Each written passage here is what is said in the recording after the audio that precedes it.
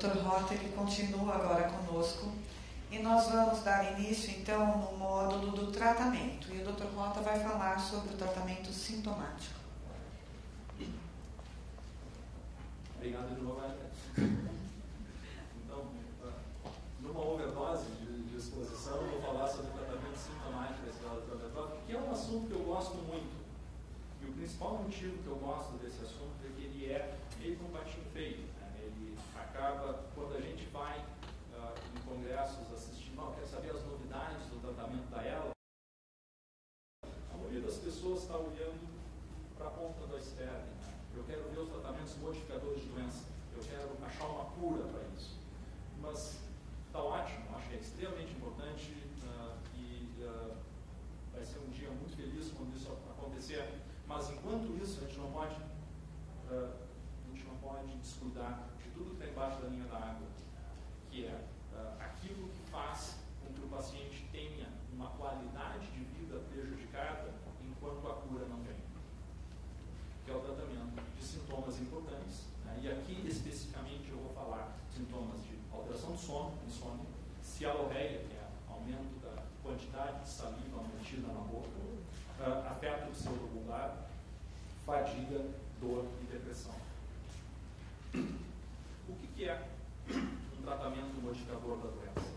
É aquele que reduz a progressão de uma doença ou aumenta a sobrevida, que faz com que os mecanismos que estão por trás da doença sejam alterados. Isso a gente consegue na esclerose plaquetótica através de medicamentos.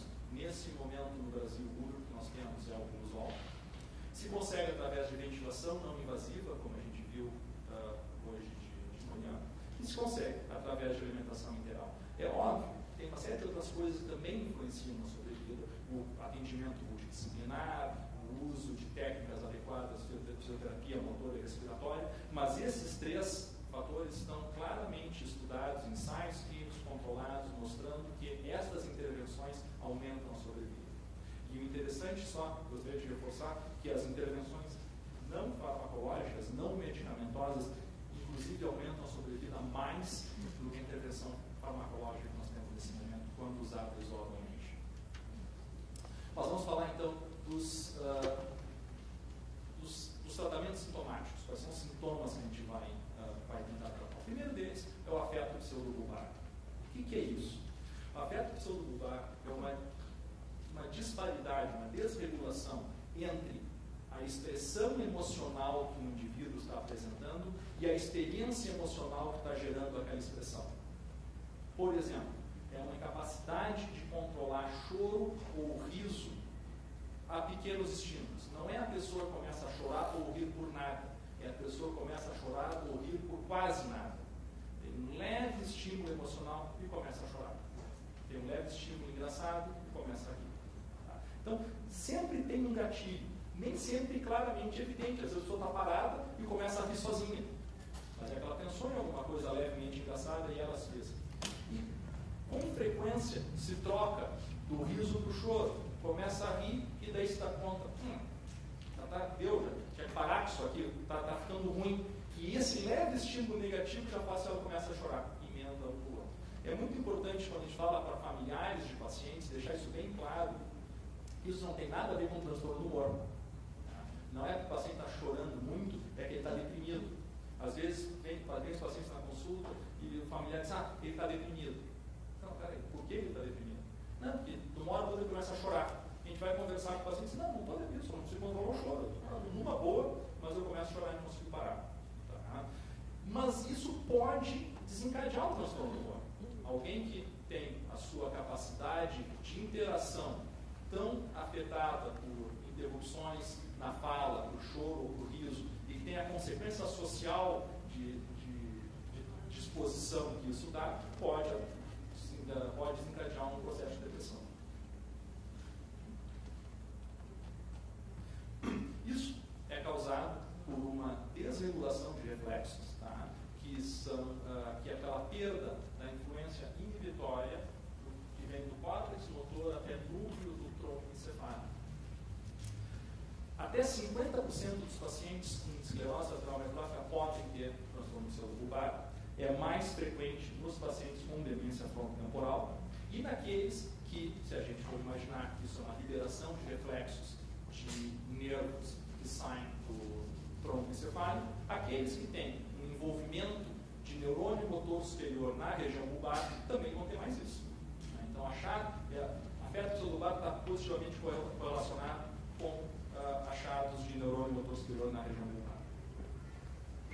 Existe um medicamento que foi aprovado para tratar isso pelo FDA em 2011, tá? Especificamente em pacientes com chama-se Nudextra, que é uma combinação de dextrometorfano e quinidina. E esse aqui é o efeito dele em ensaios clínicos. Até aqui no Brasil tiveram alguns centros que participaram desse ensaio clínico, aqui em São Paulo, Rio de Janeiro, lá em Porto Alegre nós participamos, Brasília. Esses pacientes mostraram uma diminuição significativa de episódios de riso e choro quando tratados com essa formulação. Mas aí depois isso foi liberado para o uso nos Estados Unidos em 2011, começou a se ver que esses pacientes também têm uma diminuição da cialorreia, esses pacientes também têm uma diminuição da disfagia, esses pacientes também começam a falar um pouco melhor. Por quê?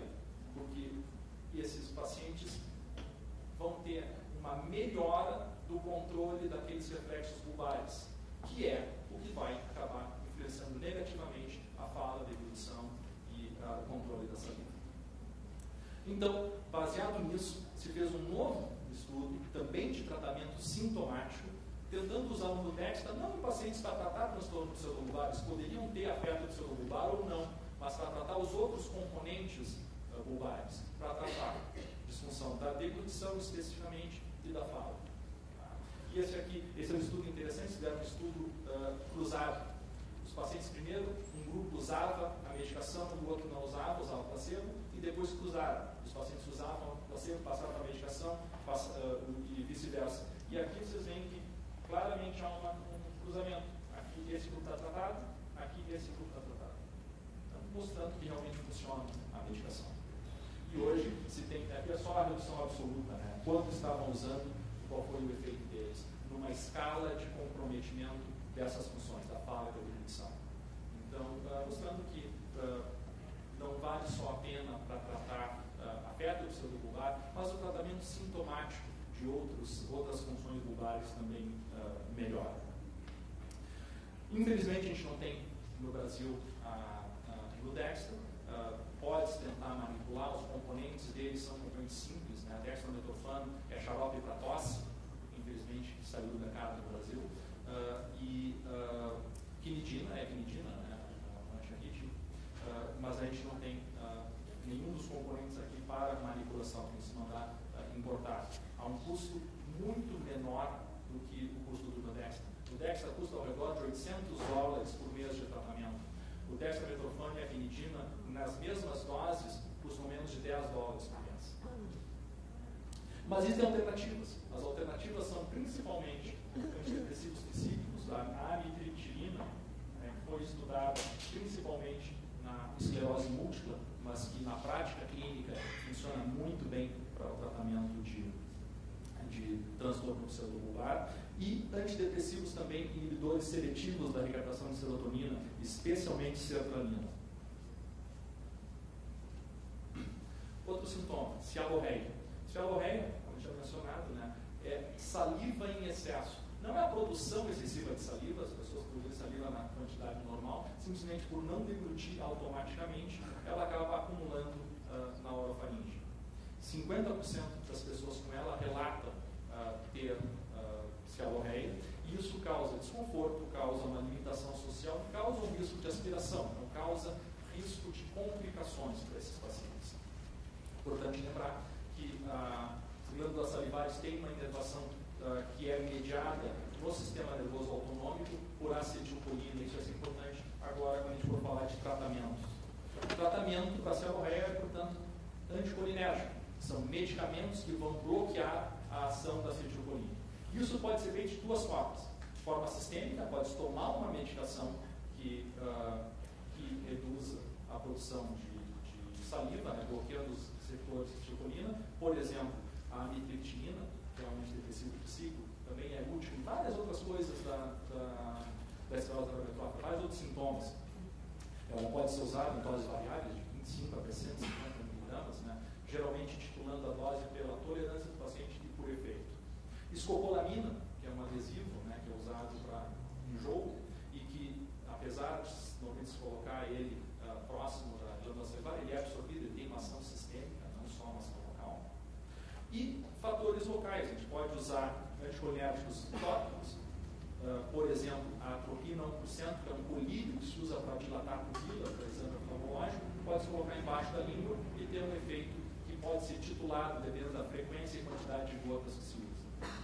Também, um tratamento que está validado para pacientes com esclerose amiotrófica é o uso de toxina botulínica injetada nas glândulas salivares, né, que quando se começou a usar, se tinha o receio de que isso pudesse levar a um maior risco de aspiração por envolvimento de bloqueio da musculatura da deglutição, que é muito próxima das glândulas salivares, principalmente das submandibulares, mas que em casos onde é usada por pessoas com bom treinamento, isso não acontece. Isso é um slide interessante. Em 1999 se fez um estudo nos Estados Unidos para ver quanto os pacientes estavam sendo tratados. 10 anos depois se repetiu, tipos de tratamentos estavam sendo administrados para os pacientes. 10 anos depois se repetiu esse mesmo estudo e entre uma coisa e outra tinha saído o consenso sobre tratamento de esclerose amiotrófica da Academia Americana de Neurologia. Aquilo que o Dr. Aquino está falando hoje, que a gente necessita urgentemente aqui no Brasil. Parâmetros que guiem como é que os pacientes devem ser tratados, o que se espera que os pacientes façam. Isso é só mostrar que isso funciona. Por exemplo, com relação à salivação, a gente tem aqui do lado esquerdo como é que era o tratamento de pacientes antes de haver esse consenso, de haver esses parâmetros. Né? Os pacientes demoraram, começam pacientes normais, pouquinho de saliva, saliva moderada, saliva marcadamente aumentada. Esperava-se até os pacientes terem marcadamente aumentada ou até os pacientes estarem babando para começar a tratar esses pacientes. No momento que os parâmetros de boa prática foram feitos e mostraram que se deveria começar a tratar esses pacientes antes, se vê que desde um aumento moderado de saliva já se tem um tratamento bem mais completo deles. Então, protocolos realmente fazem a diferença. Fadiga. Ao redor de 39% dos pacientes com esclerose amiotrófica relatam ter fadiga.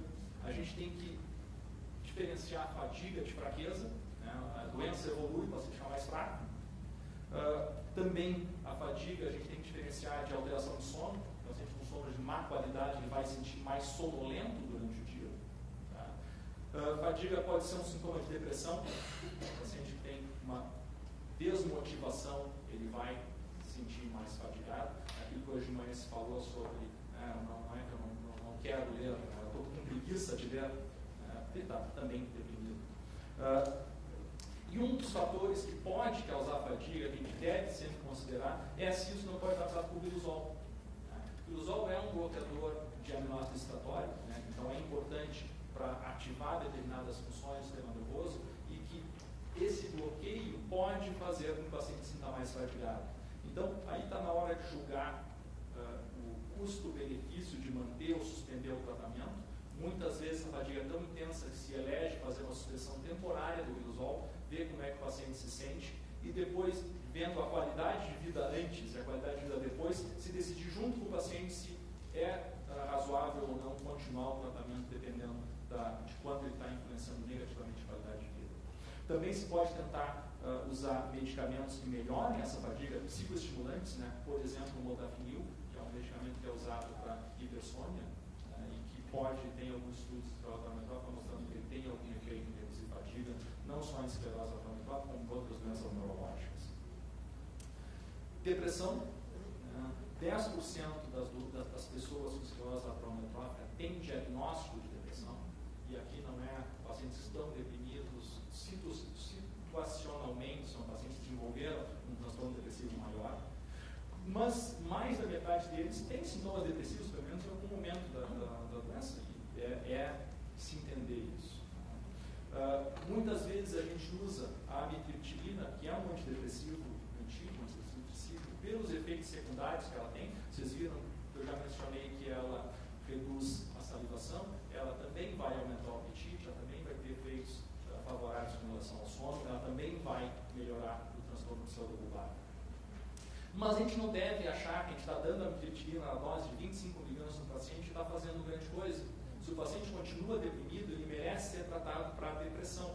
Talvez ele não tenha só uma tristeza situacional comum, talvez ele tenha uns 10% que tem realmente depressão, e eu acho que, apesar de ser papel do neurologista acompanhar esse paciente, a gente não tem as melhores expertises para isso. E um psiquiatra tratando agressivamente esses pacientes realmente pode melhorar a qualidade de vida deles. Isso aqui é a mesma análise que foi feita com relação à salivação, também mostrando que o tratamento de depressão aumentou e é mais precoce após os parâmetros da Academia Americana de Neurologia terem sido publicados, mostrando que depressão era algo importante para ser questionado, monitorado e tratado. Insônia. Pacientes com laboratório têm vários motivos pelos quais eles não dormem. Pode ser que eles não consigam iniciar o sono, e se eles não conseguem iniciar o sono, isso pode ser porque eles não conseguem respirar direito quando deitam. A respiração diafragmática fica prejudicada em decúbito dorsal, porque a pressão sobre o tórax aumenta. Então, se o paciente está com dificuldade de iniciar o sono, mesmo que ele não refira a falta de ar, eu acho que é importante considerar fazer uma polissonografia, ver se a respiração dele está adequada no sono. Deve-se evitar usar qualquer medicamento que seja indutor do sono, que tenha um efeito depressor do sistema do centro respiratório central. E aí a gente está falando de benzodiazepínicos, a gente está falando de barbitúricos, a gente está falando de opioides. Essas três classes de medicamentos acabam tendo um efeito negativo, que vai fazer com que os pacientes durmam e esqueçam de respirar e acabem tendo, então, problemas por insuficiência ventilatória noturna. Uma alternativa para esses pacientes, o zolpidem, que em doses usuais tem, dizer que não tinha nenhum efeito sobre o sistema respiratório, sabe que ele tem um pequeno efeito sobre o sistema respiratório, mas é muito mais seguro que qualquer dos outros medicamentos. Mas a insônia pode ser uma atividade de manter o sono. A gente diz, não, eu durmo bem, mas eu acordo às 3 da manhã e não consigo dormir de novo. Isso aí é uma das coisas que, em pessoas que não têm esclerose amiotrófica, pode ser um sinal de depressão. Insônia terminal é um sinal de depressão. Então tem que se fazer a triagem desse paciente, se é depressão, tratar agressivamente a depressão. A gente deve também pensar em usar medicamentos de longa ação. Vai ver que esses pacientes simplesmente acordam porque a posição ficou desconfortável, eles foram se virar e tiveram dificuldade de pegar o sono depois. Talvez seja interessante usar um medicamento que ele tome no início da noite e dure mais tempo, como, por exemplo, a forma de longa duração do zolpidem. A amitriptilina, que os residentes da Santa Casa costumam dizer que é o elixir mágico da esclerose amiotrófica, para todos os sintomas a gente sempre tem uma amitriptilina que a gente pode dar. A trazodona, que é um outro antidepressivo tricíclico, tem um efeito interessante com relação ao sono, e até mesmo os antipsicóticos, como quetiapina, tem um efeito hipnótico interessante. Por último, dor. Se a gente for ver nas aulas clássicas de esclerose lateral amiotrófica, eles falam muito pouco sobre dor, porque é uma doença que envolve o sistema motor, não tem nada a ver com o sistema sensitivo, não causa neuropatia, não causa dor neuropática, então se esquece muito da dor. Isso aqui está fora de ordem, eu tinha um slide antes que mostrava por que os pacientes têm dor. Os pacientes têm dor por quê? Eles têm atrofia muscular. Essa atrofia muscular acaba distendendo ligamentos. Por exemplo, o ombro, a atrofia do deltoide, o peso do braço vai causando uma extensão ligamentar com dor crônica. Os pacientes ficam imobilizados, eles desenvolvem então uma fixação articular que depois, para as mobilizações necessárias para a vida diária, de banhar, de trocar de roupa, fazer higiene básica, acaba causando muita dor. Os pacientes têm câimbras, os pacientes têm espasmos, tudo isso é doloroso. Tá? Inclusive, existe uma estatística de que dos pacientes com ela, mais de 30% deles tem dor em algum momento de moderada a intensa. E essa dor em países onde existe legalmente suicídio assistido, eles fazem entrevistas antes de aprovar suicídio assistido. E o fator que está mais correlacionado com o desejo de buscar suicídio assistido é dor. Não é imobilidade, não é desesperança, é o paciente que está com dor. Ou o medo de ter dor. Tá? Então, como é que se trata essa dor? Aí, o principal fator vai ser a reabilitação, vai ser fisioterapia, mobilização passiva desses pacientes. Pode-se usar relaxantes musculares, pode-se usar antidepressivos tricíclicos, né? A amitriptilina tem um efeito interessante em dor crônica, pode-se usar analgésicos, né? Metade dos pacientes responde a uma combinação de acetaminofén ou com anti-inflamatórios por um curto período de tempo. Pode-se usar derivados da morfina, opioides, né, 80% de resposta. E as recomendações da Academia Americana de Neurologia é que se deva tratar a dor da esclerose lateral amiotrófica tão intensamente quanto se trata a dor de pacientes com câncer de estágio avançado. Não se deve economizar o tratamento analgésico pensando, mas o paciente vai ficar viciado nessa analgésica. Isso é um problema menor, tem que se tratar a dor do paciente. Era isso, muito obrigado.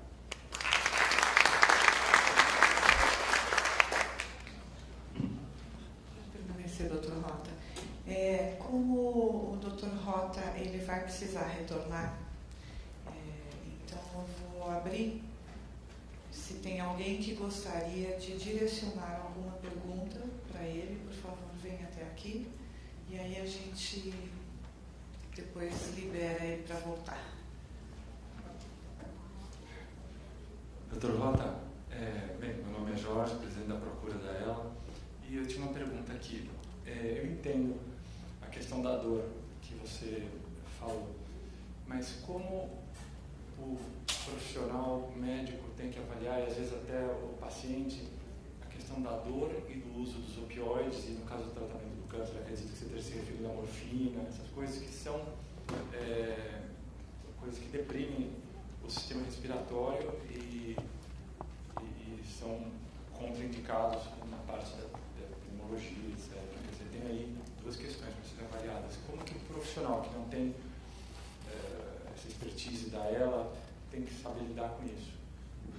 Na verdade, é uma ótima pergunta, mas é tudo uma questão de escalonamento de dose. Né?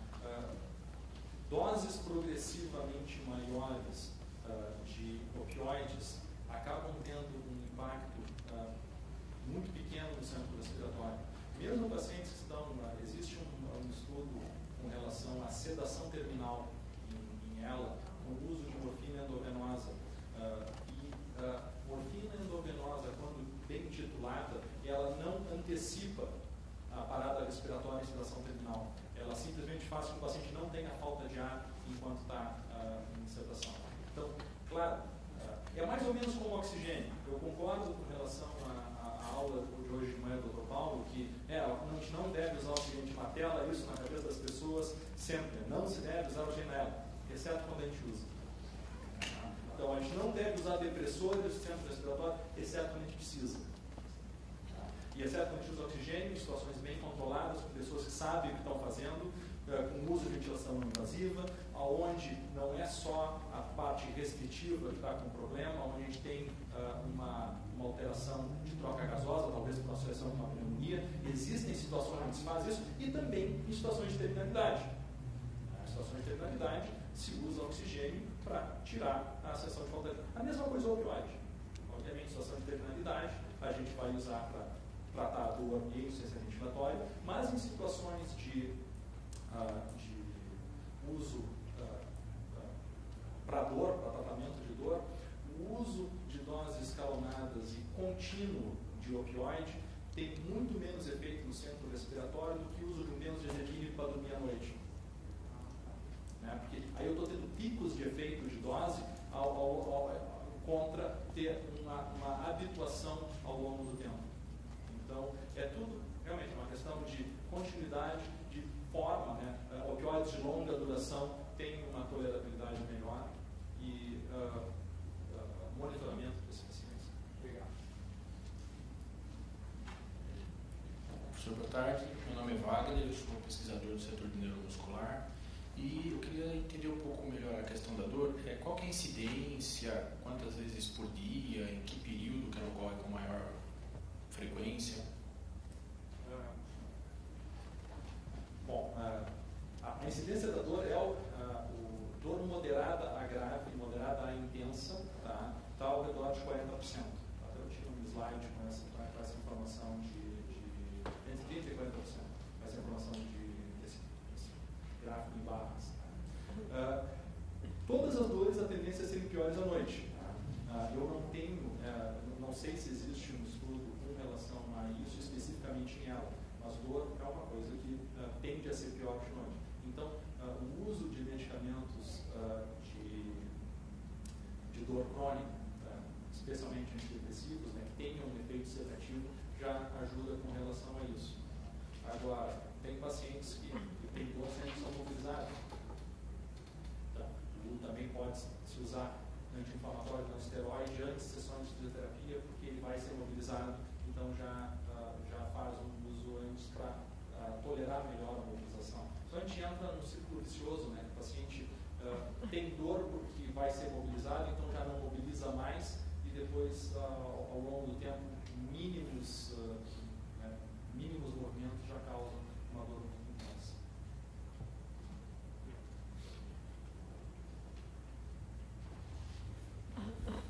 Mais alguém? Bom, então, obrigada, doutor Rota.